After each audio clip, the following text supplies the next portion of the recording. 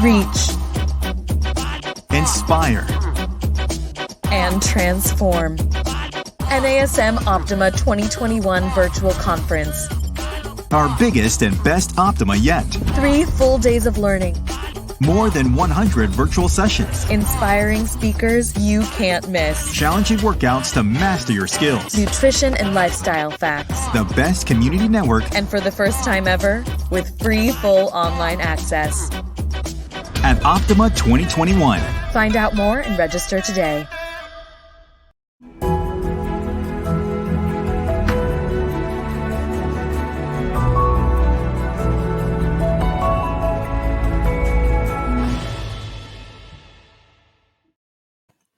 Hey everyone, welcome to our Strong Mind, Strong Body podcast. I'm your host, Angie Miller, and today I have an amazing guest who I could not be more excited to have on the show. Her name is Kelly McGonigal. She is the Kelly McGonigal. She has an infamous TED Talk about stress, and her latest book is The Joy of Movement. I can't wait to have Kelly on here. You're also going to see her at Optima. So Kelly, come on in and introduce yourself if you would. Yeah, thank you for having me. I'm so excited to be here. I love your show, and I'm excited to see where we take this conversation. And, since you said introduce yourself, I will say that what most people know me as, of course, is as a psychologist and an author. But I'm so excited to be talking to an audience that would also care about the thing that I value most about myself, which is that I have been teaching group movement experiences, everything from yoga to strength training to dance and old school aerobics for more than 20 years. So that is who I am. I love that. Me too. I love those big groups of exercisers. So, Kelly, I have to tell our audience because it means a lot to me. So I originally met Kelly, but never met Kelly. I used to teach at Northern Illinois, and I used to show Kelly's TED Talk about stress every single semester because I taught a course called Stress Management. So for 5 years, every semester, I showed Kelly's TED Talk, and I was just smitten by that TED Talk. And isn't it funny how the universe works in mysterious ways? And then I heard that you got to be a guest on my podcast, and I was so excited because, I stopped teaching there in 2012, and I'm like, oh my goodness, the universe brought me, or 2017, sorry. The universe brought me to you, and I couldn't be more excited. That was an amazing TED Talk. Thank you. So have you, so let's do this. Let's start with, you and I share a lot of kind of, you mentioned that you love to teach group fitness. You know so much about movement. You know so much about stress. You're a health psychologist. I feel like you are the epitome. I mean, you truly epitomize good health from the inside out. And that's why I really admire your work. And I know that you're also going to be speaking at Optima. What are you actually going to be speaking about at Optima? You're one of the keynotes, right? Well, good question. Actually, it's going to be a facilitated conversation with Rick Ritchie, who hosts one of the other NASM podcasts. So we originally had the idea to bring me on board because I've been working with NASM on a new product that really is about, my role was really about helping people come to view movement as not something you only do for physical health or weight loss or appearance, but really as something that you can do to experience joy, purpose, meaning, social connection, personal growth, resilience, to really embrace movement as an opportunity to experience human capacities for joy and strength, everything that makes human beings wonderful. So I've been working on that project, and we thought maybe that would be a useful perspective to bring to Optima. Because it's what I'm really passionate about. And also, when we were originally thinking about my participation, it was when everyone was just starting to transition back from maybe not being connected in person to being connected in person again, going from training people online or doing Zoom movement classes, and really what it was going to be like when people were coming back together again. And a lot of my research as a psychologist has focused on social connection, how people form communities and social support networks, and how to deepen empathy and compassion. So I don't know if we'll talk about that, but it's one of the things that, one of the reasons why I love group movement experiences is because of the many opportunities there are for people to feel seen and witnessed and celebrated. And also through a trainer relationship, the opportunity one-on-one to be that person who makes someone feel seen and valued and supported. So maybe we'll talk about that too. I love that. It's that authenticity in that group environment, right? It's those connections that are made. And I love that you're talking about that at Optima, because I feel like that is, again, that is kind of the foundation of who you are. And before we do talk about that, what I would love to know is, how did you get your start? It sounds like you've been leading groups for like 20 years. You're also a health psychologist. You spoke about stress. So I feel like, we cross all these spaces, and I'm dying to know, where was your start? What got you passionate about this? So in psychology, they say all research is me search. Maybe you've heard that.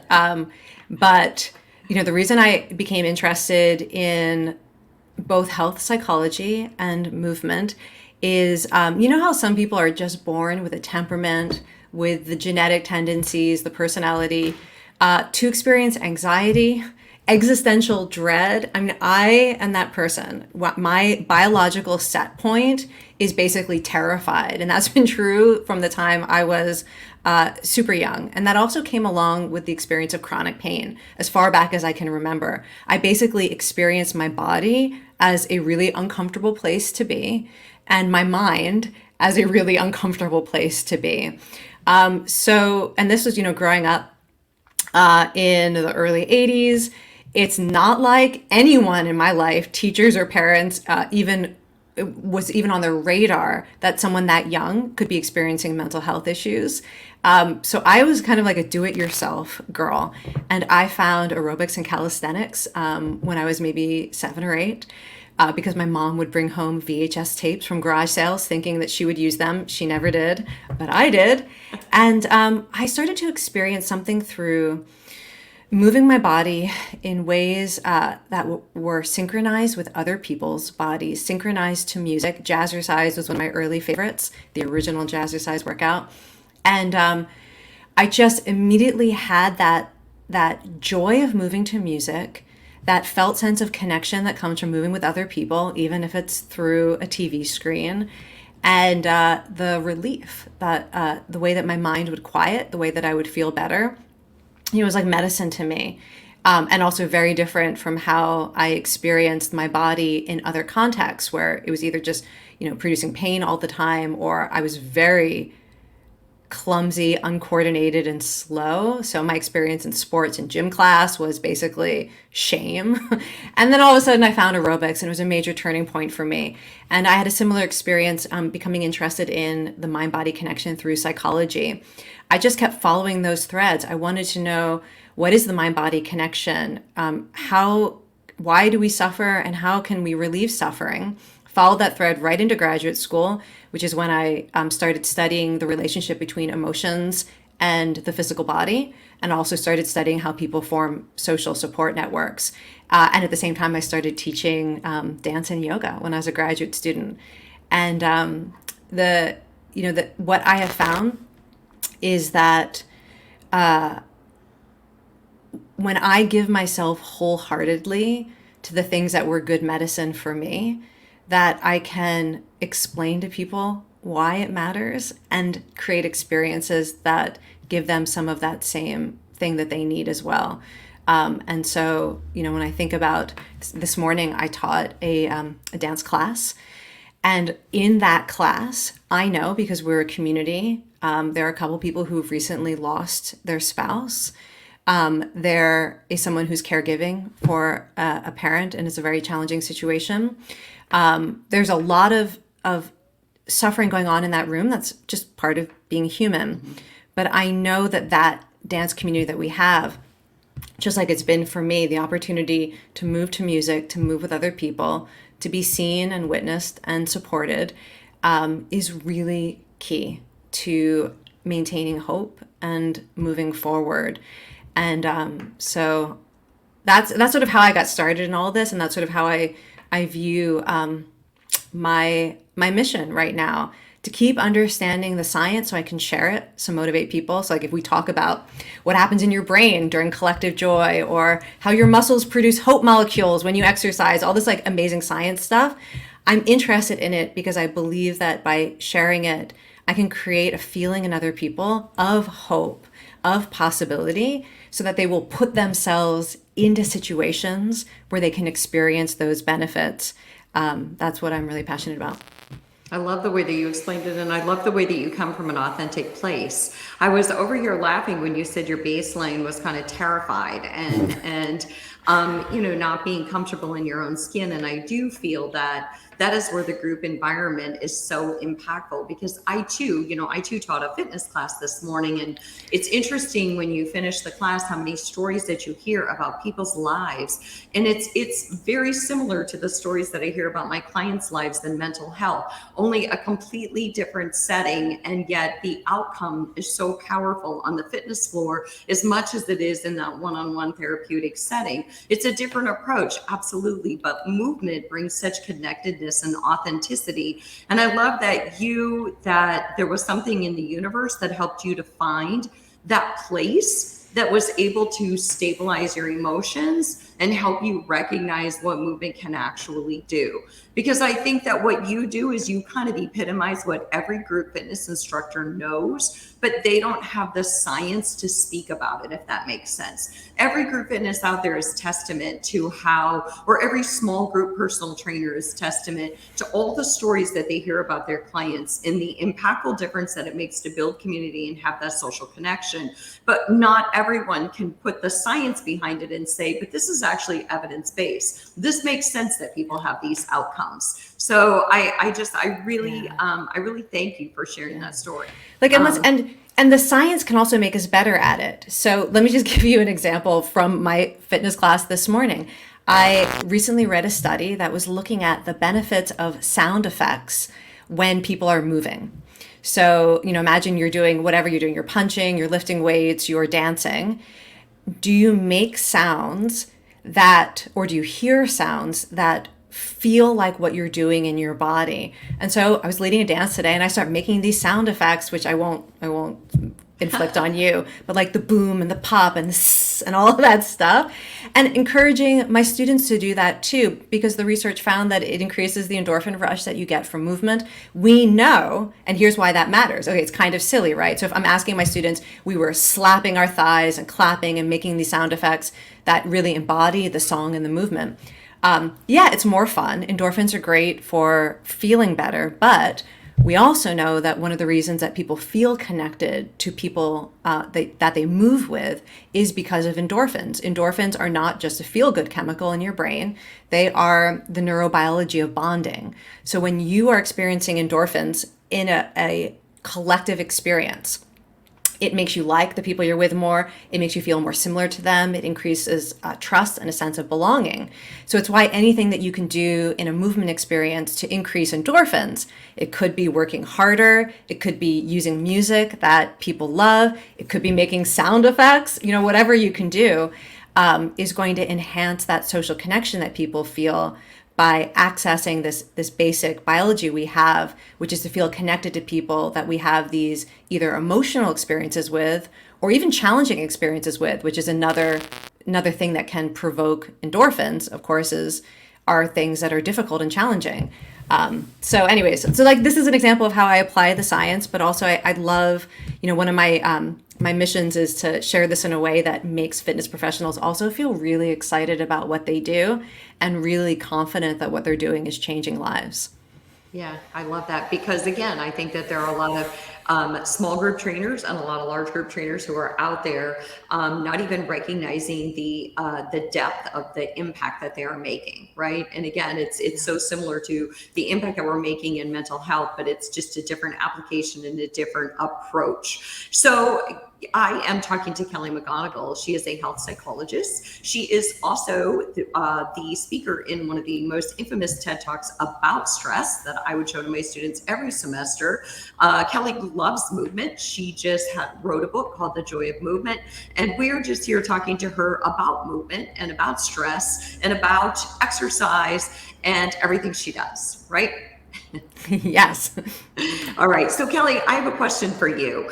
Tell us a little bit about stress, and tell us a little bit about that science about stress and movement, and the relationship, the positive relationship between us moving and mitigating our stress levels. Okay. Oh my gosh. So many things. So first, let me start by sharing a perspective on stress that I think is really useful, like independent of movement and exercise, which is that stress is what arises in your brain and in your body, and sometimes within communities, when something that you care about is at stake. So it's not a sign that there's something wrong with you.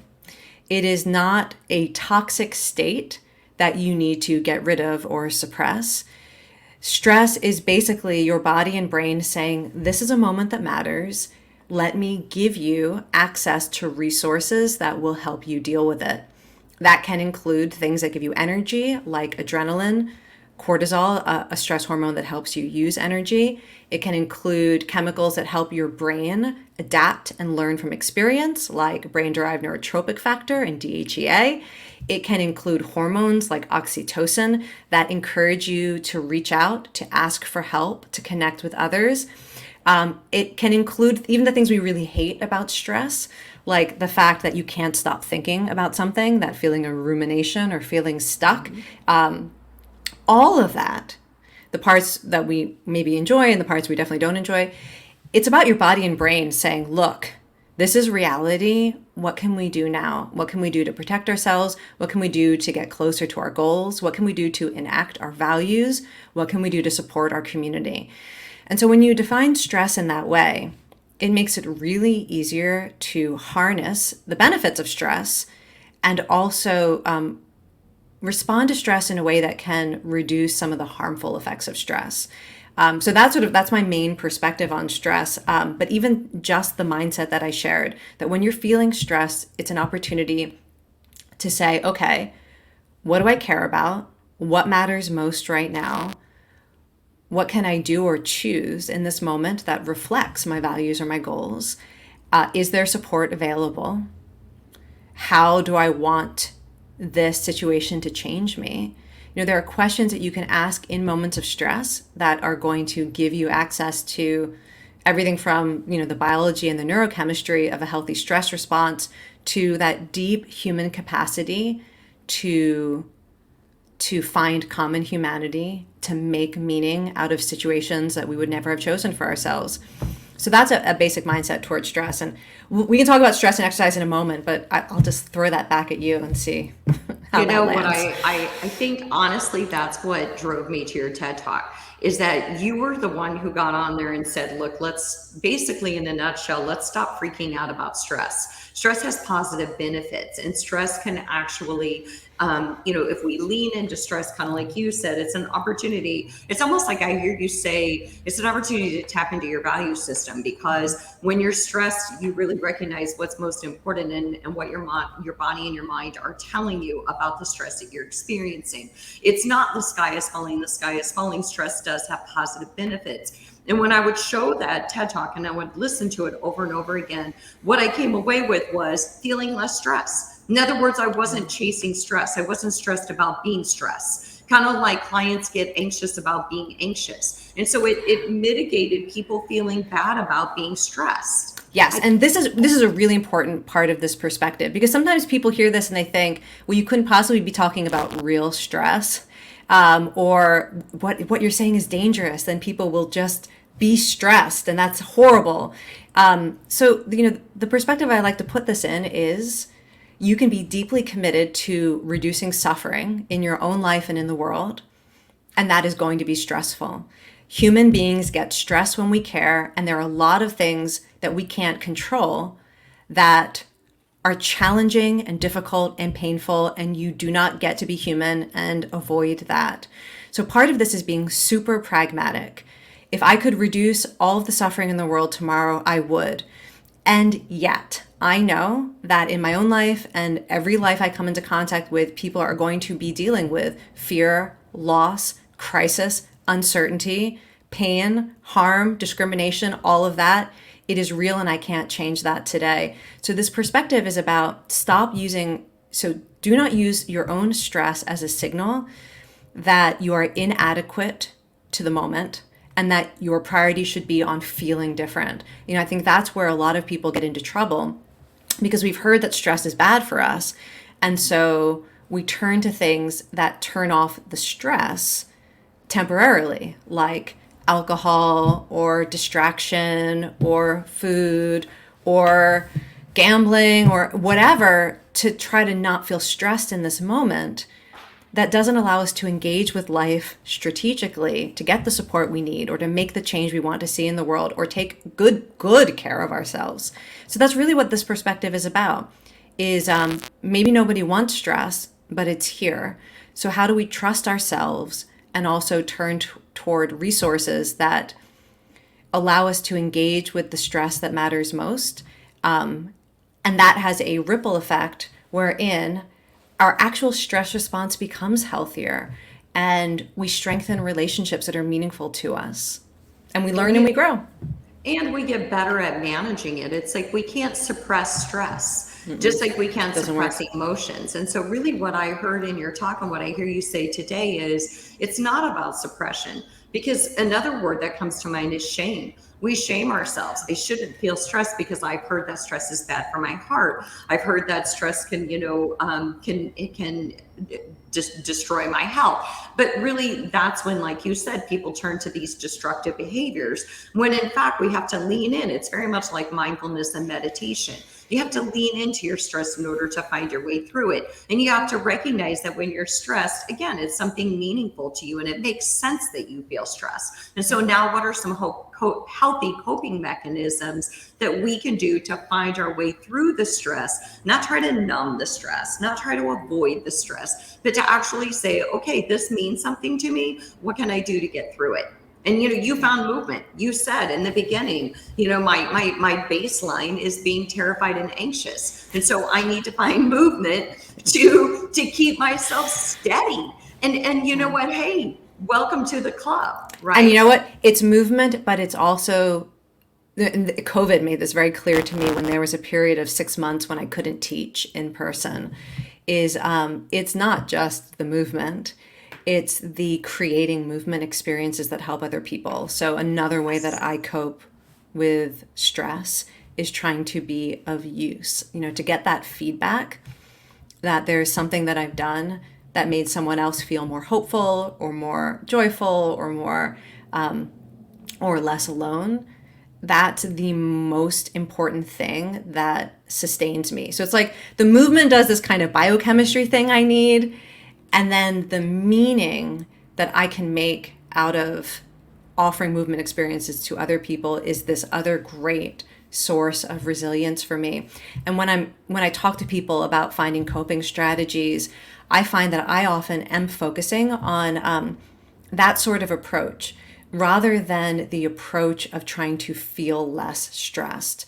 So we know that the greatest sources of resilience are when people feel positive emotions, hope about the future, joy, connectedness to other people or to something bigger than themselves. Resilience, its roots are in these positive states and positive beliefs. Believing that other people are good is like an amazing source of resilience, rather than sort of believing that most people at their core are not good. So are there activities that you can do that reinforce some of these positive emotions and beliefs that make you feel better about yourself, the future, your community, humanity? And that is different than stress coping that is about wanting to, in this moment, relax or detach or escape. And there's room for all of those coping strategies. But one of the things that I found as a psychologist is I kept hearing people recommend coping strategies that were about escape and relaxation, which really are about recovery. But they don't refuel you in the same way as finding things that are meaningful and joyful and that connect you to other people or something bigger than yourself. Yeah, I love that because it's almost looking for things you can add rather than ways that I can get rid of these feelings. So, what can I add? What can contribute to this sense of feeling connected to other people? And I had to laugh when you said that because during COVID, I recognized that I do not bring myself the joy that I bring other people. When I'm leading groups, I make them laugh and I bring a lot of connectedness and I draw them to one another and I create these big communities. But when I had to work out with just myself, I was like, oh, this is just not the same. So, And do you know what? My workouts really changed during that period when I couldn't teach in person. I found myself very attracted to hard workouts. I started doing high intensity interval training, and boxing were and a little bit more weightlifting because it is different. I didn't want to dance alone in my living room. It just was not the same. But what I found is that by pushing myself in what was a very safe space, it was entirely internal. So nobody was telling me I had to push harder other than like the person leading the workout on the app that I was using, that I got to experience myself as brave, as persistent, through boxing. I felt this will to live, like emerging and expressing itself and punching and kicking.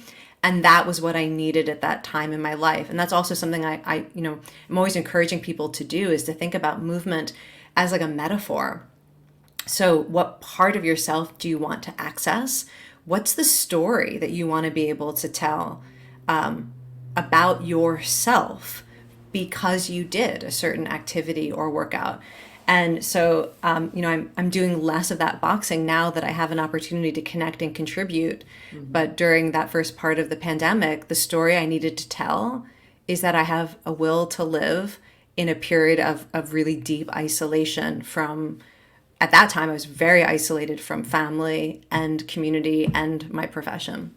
Yeah, I like that. I like that that movement is that metaphor for what's actually going on in your mind and what can you do to express that. And at different periods in our lives, we're going through different experiences. So the expression of movement is probably going to look very different because if it's based on that, and if we're truly basing movement on what's going on in our own human psychology and our own experiences, it makes sense that our movement's going to change. Yeah. So Kelly, so again, I'm talking to Kelly McGonigal. She's a health psychologist. She just wrote The Joy of Movement, and she has a wonderful TED Talk on stress. And Kelly, I want to ask you I want to go back to Optima because we touched on Optima. And I know that you're going to be speaking with Rick at Optima, and you talked about a couple of quick things that I think you really want to speak to at Optima. And I thought we could kind of go into that a little bit.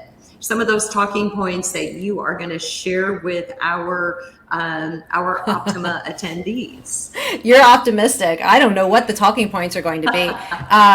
Because one of the things that Rick and I committed to is we were going to have a conversation that was really responsive to the present moment. So we're going to need to touch base again about that. But I think that, one of the things that we had talked about previously was about meeting people where they are when you have an opportunity to reconnect with them. So, in our earlier conversation, one of the things we talked about was as people are reconnecting with movement, that a lot of things have changed. So some people's bodies have changed. Some people are dealing with side effects of long COVID. Some people have gained weight and have certain feelings about that. Some people have stories in their head about how they should have maintained fitness and didn't, and their abilities, what they can't do anymore. And also some people have experienced really difficult changes in their life that they find it difficult to explain every time they see someone again that they haven't seen in a while, whether it's loss of a job, big changes in their life circumstances. So we had talked about having a mindset of real, true empathy and delight in reconnecting, which is something that, even if right now where you are, that's not your primary experience. So maybe you're not seeing, although, just this week I saw somebody I hadn't seen in class since before COVID, and it was her first class back since her last class with me in March 2020. So, people are still reemerging. But even if it's just someone you haven't seen since last week, how do you come to any new interaction with a mindset of, I am so happy to see you as you are. When I first see you, I am not assessing you.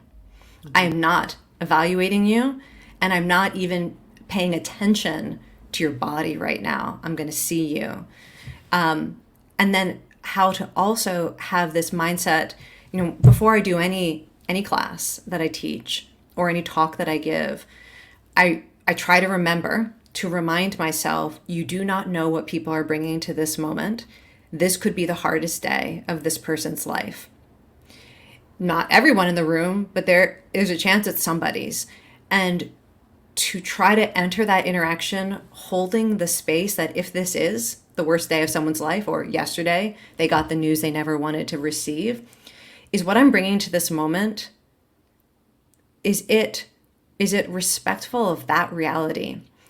That I'm coming to this not knowing, but trying to bring something that could meet that reality for someone, a level of respect and a level of hope and, a level of kindness that would meet that moment if that's true for someone. Those are the things that I think about. I don't know if we'll talk about that at Optima, but we could talk about it now. I guess we are. You know what? I think that's key. I think that the first thing that I heard you say was meet people where they're at. And I think that all of us, that's the best thing that any of us can keep in mind on a day-to-day basis. Meet people where they're at, because you're right. People's bodies have changed. Their mindset has changed. Their mission, their value system. During COVID, if it did anything for all of us, it helped us all to reconnect with our value system. What is most important to me? What kind of difference do I most want to make? Where do I most want to spend my time, and who do I most want to be with? And so during COVID, we all, I hope, reconnected with our value system. And so when you're meeting people where they're at, it could be that you're meeting this person that you haven't seen in 6 months, and their entire life has changed because they've reassessed their values and they've walked away a different version of themselves. But I love how I love two words that you said. You said empathy and delight.